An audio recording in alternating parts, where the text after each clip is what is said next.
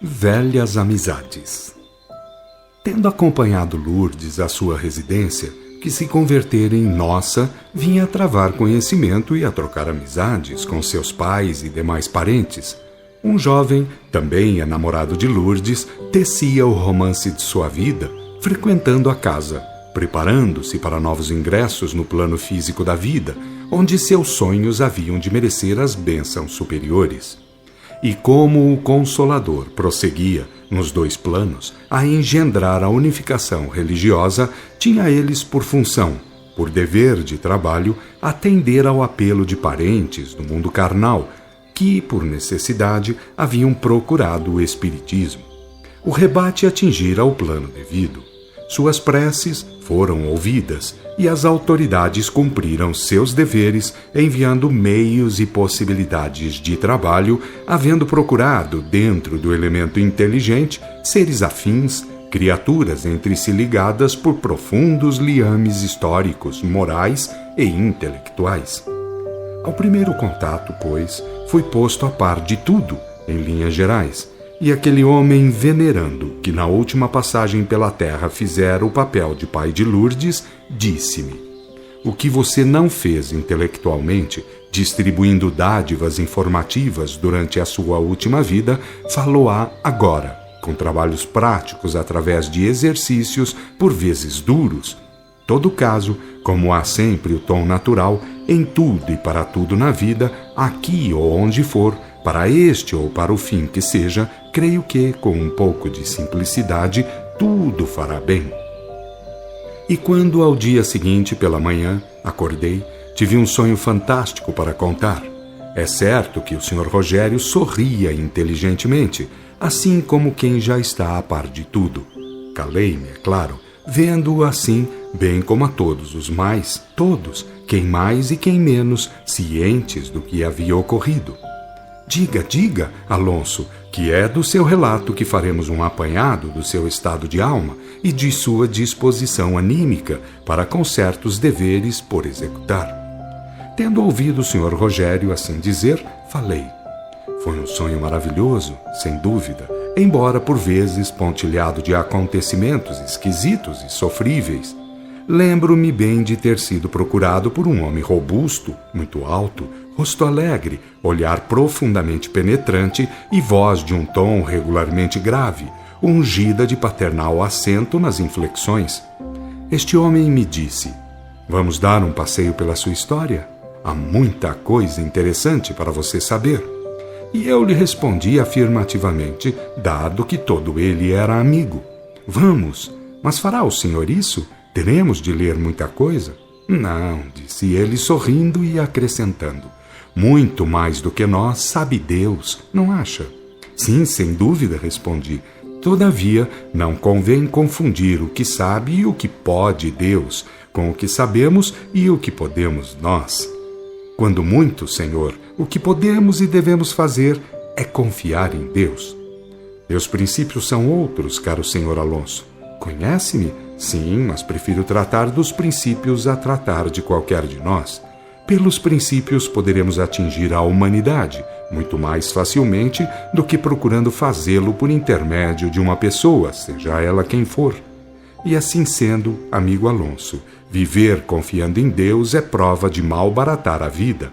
E isso não é coisa que se pense e faça, pois quer Deus que saibamos tanto a ponto de servirmos de canais ou filtros de sua infinidade, em todos os sentidos. Enquanto ele falava, coisas estranhas se passavam, pois o ambiente modificava-se constantemente, e ele prosseguia. Os espíritos-chefes das galáxias e dos sistemas, dos planetas e dos povos, dos infindos mundos, não são aqueles que apenas vivem confiando em Deus. São aqueles que lutaram, que lutam por mais conhecimentos e aprimoramentos de toda ordem. Confiar em Deus é qualquer coisa que pesa na balança das virtudes positivas, mas não é tudo. O tudo é um conjunto de fatores. Portanto, amigo Alonso, o que nos cumpre é confiar trabalhando, investigando, progredindo sempre. E num dado momento, havendo atingido um lugar solitário, ermo, desértico, tivemos também um mar pela frente, e eu lhe disse pasmo: mas, amigo, isso não parece a terra física? Essa atmosfera grosseira e neblinada? Pois é isso mesmo. E o que tem isso? Fez ele, encolhendo os largos ombros. Nada, de certo modo, mas eu não sei como viemos parar aqui. Nada percebi sobre o caminho. Isso, observou ele, pouco importa. Pode-se vir por variantes caminhos e por diversos meios e modos. O essencial é vir-se bem, sempre que se queira ou possa. Que continente é este? Ásia, a pátria material do Divino Mestre. Para que fim aqui viemos, se me permite perguntar? Já o proibi de perguntar o que queira, disse ele num tom humilde. Não, mas este sonho não me está agradando muito. Ponderei, consciente que era de minha condição de ser extracorpóreo, embora meu corpo fosse o de um desencarnado, um corpo perispirital. Sabe que está sonhando? Disse ele muito surpreso. Para mim, senhor, tenho inteira certeza que deixei um corpo no leito, lá naquele lugar do astral, de onde o senhor me tirou. Respondi mais do que convicto. Então, disse o homem, vamos para a nossa região, de volta e sem perda de tempo, porque temos muito que fazer. Siga-me, por favor. E não precisava ter pedido por favor por duas razões. Uma, que eu queria mesmo voltar. Duas, que ele exerceu sobre mim um tal poder que quisesse ou não quisesse teria de segui-lo, e num piscar de olhos entrava triunfal na região de onde tinha saído. E como me sentisse livre, superior, mais penetrante e lúcido, achei oportuno dizer-lhe: gostaria de ficar sempre assim, não seria possível? Agora, meu amigo, nada sei disso. Não por impossibilidade, e sim por via dos seus merecimentos, isto é, do que lhe toque de fato por turno. Como sabe, os nossos corpos podem ser dos mais aos menos grosseiros, e embora haja meios vários para alcançar isso, o processo é um só: retificação. Milagres não existem na obra divina, e por isso leis regem tudo para todos os fins. Terá de retomar no seu corpo perispirital mais denso, tudo fazendo por sublimá-lo através de obras dignificantes de testemunhos superiores. Concordo plenamente consigo. E vamos então ao meu corpo? Não, vamos por aqui, disse, levando-me para imenso casarão engastado no centro de um lugar solitário, rodeado apenas de lagos imensos, em cujas águas os raios lunares reverberavam deliciosamente. E quando já no local, tendo-me apresentado a um funcionário da casa, disse: este senhor, amigo Alonso, terá de fazê-lo retroceder na história, pelo menos o suficiente para torná-lo consciente de certas verdades. Em que sentido? Indaguei entre curioso e cismático. Apenas em visão retrospectiva, disse ele. É um processo muito usado por nós quando o espírito é falho ainda para disso inteirar-se por outros meios. Vai fazer-me dormir pela segunda vez? Perguntei com vontade de rir, já que sabia ter deixado um corpo num leito e à minha espera. Não, respondeu ele, afável, mas parecendo ocultar alguma coisa. Então, disse-lhes, podem fazer como melhor julgarem. Eu só queria saber que fim tem tudo isto. Não sei o que visam, de sorte que fico sem poder auxiliá-los caso isso esteja em meu alcance. Trata-se de um nobre fim, embora comporte qualquer coisa de íntimo, de particularmente interessante para si. Isto quer dizer, caro Alonso, que deve querer submeter-se à prova por duas razões superiores. Uma de ordem afetiva, a outra de ordem técnica. Por uma haverá alguém que lhe é caro ao coração. Pela outra, terá a oportunidade de preencher uma lei profética do Cristo, isto é, de dar cumprimento a certo sentido do Evangelho. A mim? Eu nada fiz pelo Evangelho, foi minha resposta. Fez. Uns fizeram a favor, outros fizeram contra, emendou aquele funcionário da casa. E o Cristo disse que através do Consolador todos dariam testemunho. Como o Senhor não deu no mundo da última vez que por lá transitou, terá de dar agora, que é desencarnado, por meio de lei concernente. Ficará sabendo certas coisas e depois, mais tarde, contá-las-á como puder. Bem, como não posso servir a Deus sabendo, faço-o confiando. Então disse o tal funcionário: venha comigo. E colocou-me ante complicado aparelhamento, dizendo-me: entregue-se assim que sentir sono. E isso foi só ele querer para que acontecesse. E revivi toda uma vida naquele tempo em que o chefe planetário viveu entre seus irmãos menores em evolução. O que mais me chamou a atenção, porém, foi certa passagem onde estive presente e saliente, infelizmente. Prodigiosa recordação, disse o pai de Lourdes, falando pela primeira vez, depois que comecei a narrar tão estranho sonho, tão interessante experiência. E como todos tivessem continuado em silêncio, prossegui. Primeiramente, fui como que sumindo de mim mesmo.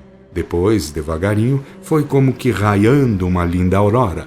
Era um dia lindo na Palestina daqueles dias, que jamais morrerá na lembrança dos homens terrícolas, de todos aqueles que formam na coluna demográfica do planeta nos dois planos da vida. E revi-me, então, vivendo uma personalidade. Reviver é o termo preciso, pois tudo ficou sendo aquela personalidade, um homem chumbado ao obscurantismo da carne. Ao meu lado, uma velhinha curvada sob o peso de muitos anos, que eu chamava de mãe, porque eu era. E a estrada à margem da qual estávamos distava muito da próxima cidadezinha. Tudo em nós era aguardar a passagem do profeta para que minhas chagas fossem curadas. Triste, muito triste era o meu estado. Revoltava-me o medo que tinham de mim. Isso parecia-me, pior do que a lepra. Ao cabo de horas sem fim, lá ao longe, nos confins da estrada, pontilhou uma nuvenzinha de pó, que se foi avolumando. O vento arrastava o pó para a frente, e isso queria dizer que via vindo o homem, seguido de sua multidão de seguidores. Tudo, enfim, naqueles dias, era fervor para com o profeta, ou contra o profeta. E a turba devia ser constituída de tais elementos em promiscuidade. Depois de horas mais, porque o profeta se detinha em casos múltiplos, tudo se foi tornando mais visível. O próprio vento parecia ter mudado de rumo, e ao chegar-se a turba vinha o profeta à sua frente, simples, sereno, como que sem se aperceber de tanto barulho que lhe ia em redor. Nunca vi tanta gente em tal estado de exaltação. Uns teimando que sim, outros que não, e o homem, motivo de tudo isso, sem disso fazer conta. Até parece que ele não existia para o que de superficial havia em sua ação, e que era ao que o povo dava atenção. Quando chegou a minha vez, tão sonhada e tão sofregamente aguardada, fiquei como que absorto, pasmo, aéreo, ante a visão de tão possante personalidade. E como sinto hoje piedade daqueles que apregoam não ter existido o Cristo, de ser ele uma invenção de literatos. Era um homem de mediana estatura, muito belo, de fisionomia perfeita, onde os traços israelitas se patenteavam em suas mais belas expressões. Cabelos longos, repartidos como os usavam os da seita nazirena, e a barba em igual molde, castanhos, escuros de cor, levemente ondulados. No olhar parecia trazer toda a doçura dos céus, de onde devia provir, e a cor de sua túnica era igual à dos nazirenos, dos remanescentes do profetismo hebreu, distintivo de um de seus graus, o máximo. Aliás, disto todos eram cientes, que o profeta era mais um vulto nazireno, e os seus pés, naquele dia, estavam apenas descalços. Nada tinha para protegê-los contra o caminho arenoso e escaldante. Quando chegou a hora de falar, falou com um profundo acento de piedade na voz, dizendo à minha mãe: mulher, o apedrejado de ontem é o teu filho de hoje. Ontem, nos dias de Moisés, apedrejastes a um irmão, pecador, é certo, mas sempre digno de ensino e de piedade. Hoje, esse mesmo pecador é teu filho, e tu choras como mãe aquela dor que como irmã não foste capaz de chorar, por incapaz de compreender. A minha mãe lhe quis falar, mas não pôde. Ajoelhou-se e gemeu qualquer coisa para mim indiscernível. O profeta levantou-se, auxiliado por 2 de seus discípulos, um muito velho, o outro muito moço. Depois tornou a falar, olhando para algumas mulheres que o rodeavam. A dor é sempre proporcional ao erro. Os tempos passam, modifica-se o panorama, mas a responsabilidade nunca cessa, porque o amor gera a paz e o ódio gera a dor. Mães dos homens, ensinai-lhes retos caminhos, para que a saúde e a paz possam embelezar a vida. Deus não vos quer de joelhos, isso é dos homens. Deus o que de vós deseja é o amor, é compreensão das finalidades da vida. E quem, mais do que vós, mães dos homens, pode ensinar esse evangelho salvador? Dai, portanto, a vossos filhos o alimento eterno, que é o pão do Espírito. Sem amor, não se pode nem se deve viver. Cessou sua palavra simples, olhou-me e falou de novo, ordenando-me: esquecerás tua doença, mas não te esqueças de anunciar o reino de Deus, que deve ser estabelecido no coração dos homens, seus filhos. E rompeu por entre a multidão, que abriu alas. Um homem muito fino de trato chegou-se a mim e me disse: melhor te fora morrer leproso com Deus do que curar-te por instância de Beelzebu. Esse homem é servo de Lúcifer. Renega-o, renega-o. Minha mãe lhe disse coisa em contrário, e o homem lhe respondeu cuspindo-lhe no rosto: miserável, que esperaria Deus de ti? Quis revidar, quis bater-lhe, mas não pude levantar-me. O homem se foi, depois de tudo, fazendo alarde contra o Messias. Quando minha mãe pôde refazer-se e levantar-se, veio apanhar-me pelo braço para ajudar-me a ficar de pé. Não foi preciso, porque estranho poder me suspendeu. Minha mãe sorriu, como fazia muito tempo eu não havia fazer. Que dia maravilhoso! Que sorte ter sido leproso! Cheguei a pensar, só para poder ter tido aquele feliz encontro. E depois? Perguntou Lourdes, fleumática, certa, parecia-me do que lhe iria eu relatar. De minha parte, uma nuvem sombreou-me a alma, negra como negros foram meus agires, quando de mim o Cristo esperaria recompensa moral. Tudo me fora dado para que me convertesse num pregoeiro das coisas do céu, que pelo Cristo se vazavam para os homens e que, por influência dele, a outros fossem transferidos os deveres de anunciação. Nada fiz, bem de medo dos reacionários, não, porém, por falta da justeza de tão divinos bens, de suas sagradas origens. Por isso lhes disse: esqueci do mal, consoante a promessa do Senhor. Temendo, porém, a avalanche contrária, nada fiz de útil. Nem fiz por recompensa moral, nem fiz por simples respeito à melhor verdade conhecida. Nem fiz por prudência, nem fiz por piedade dos homens ou de mim mesmo. Fui um fracasso completo. E na hora da crucificação, perguntou-me o pai dela simplesmente. Naquela manhã, prossegui, alguns homens do povo e 2 de seus discípulos procuraram-me, buscando formar um número ponderável de testemunhos em favor do profeta, para com isso contrabalançar com os aliciados pelos padres que reclamavam o martírio do mestre na cruz como réu de feitiçaria e inimigo do Estado. Eu lhes respondi que não, alegando a agonia de minha mãe. E depois, tornou o venerando velhote, depois fui ver, de longe, o tremendo ato.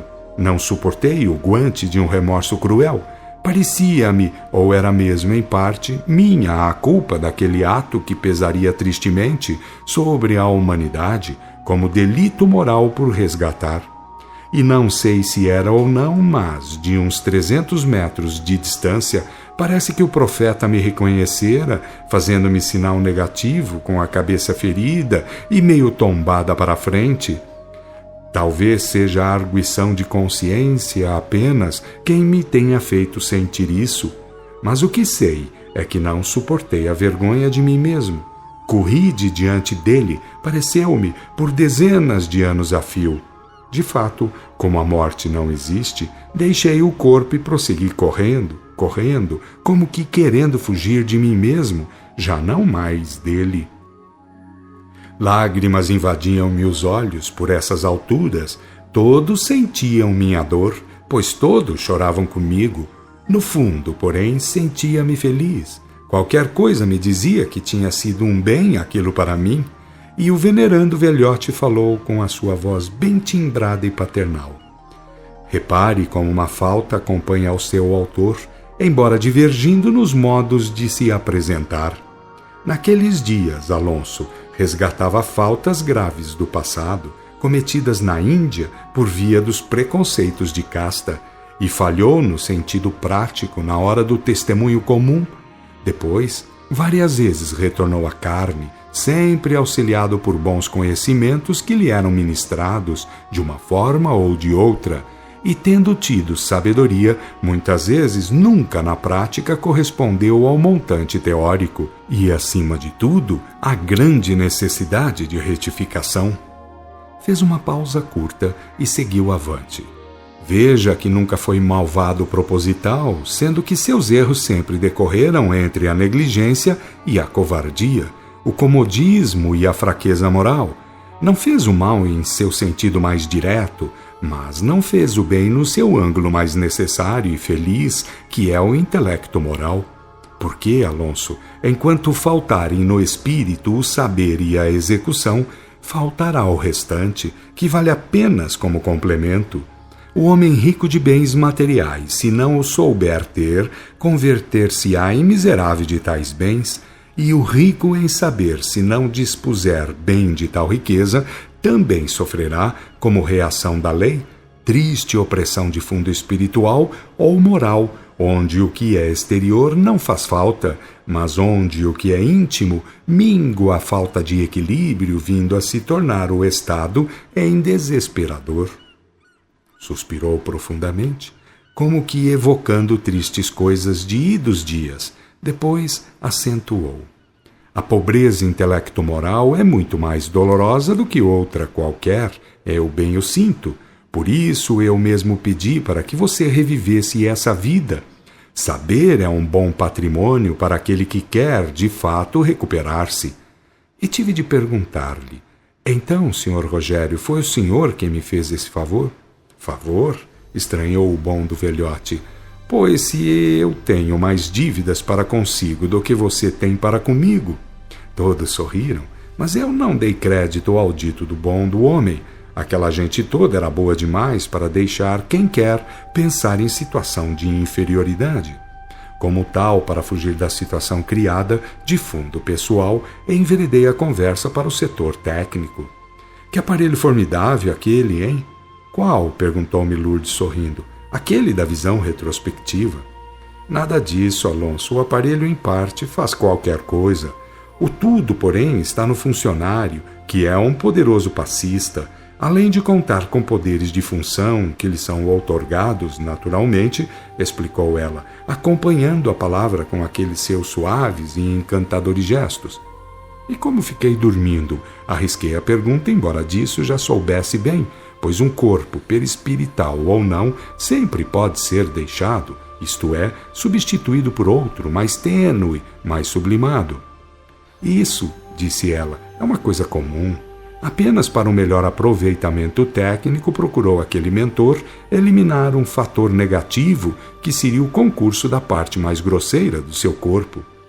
Disposto de um corpo mais tênue ou da gama mais sublimada possível em si, dado o seu estado psíquico, conseguiu agir mais à vontade. Isso concorreu também para a sua melhor recordação. Tenho disso algumas noções, foi minha resposta, e agradeço a todos o que por mim fizeram. Deus lhes pague. Aceitamos os seus agradecimentos, intercalou o Sr. Rogério, para você ficar satisfeito. Para mim, para nós, posso afirmá-lo, a paga de Deus já vem contada na possibilidade de servir ao próximo. Mas um pensamento tumultuava-me o ser na sua mais íntima afetividade.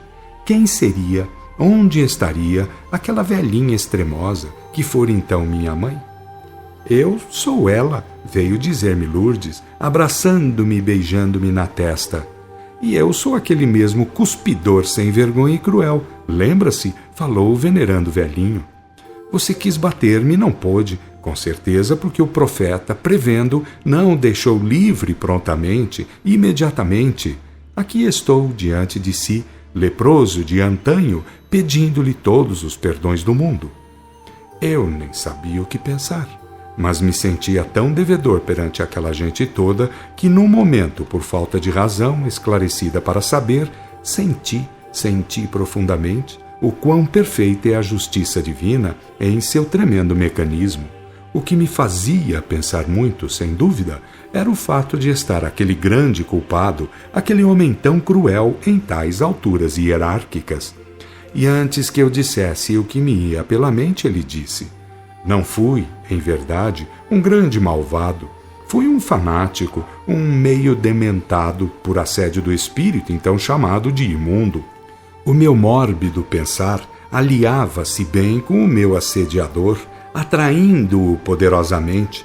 Moisés era tudo, para sempre e para todos os efeitos. O mais tinha de desaparecer. Esse era o meu pensar, essa minha lógica. Assim tinha de proceder e procedia. Tomem esta taça de sucos, disse uma senhora comensal da casa que aguardava a volta do marido para formar de novo o seu lar.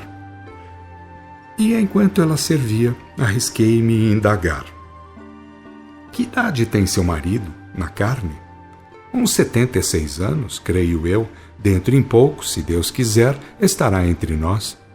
Coisas estranhas subiram-me à razão, fazendo-me duvidar de tanta certeza. Mas a matrona não se fez esperar, dizendo bondosamente: é aureolado já no mundo, meu filho, e a luz do espírito nunca se trai. É algum espiritualista batalhador? Sim, é um pentecostista regularmente esclarecido, mas fortemente ungido de amor cristão pelo próximo em geral. Quando abraçou o pentecostismo, disse-me com inteligência: nada sei das coisas profundas de Deus, nada consigo entender sobre as divergências religiosas, mas sei que Jesus Cristo mandou amar ao próximo, sem falar em credos ou religiões. A religião do Cristo era um misto de amar e saber, e como sei pouco, quero tratar de amar o mais possível. Por fim, Dalva, a justiça que medirá aos sábios, ela mesma medirá também a mim, que sou ignorante. Sabe confiar, falei-lhe quase impensadamente. Mas trabalhando, acrescentou ela prontamente. Exatamente, remendei subitamente.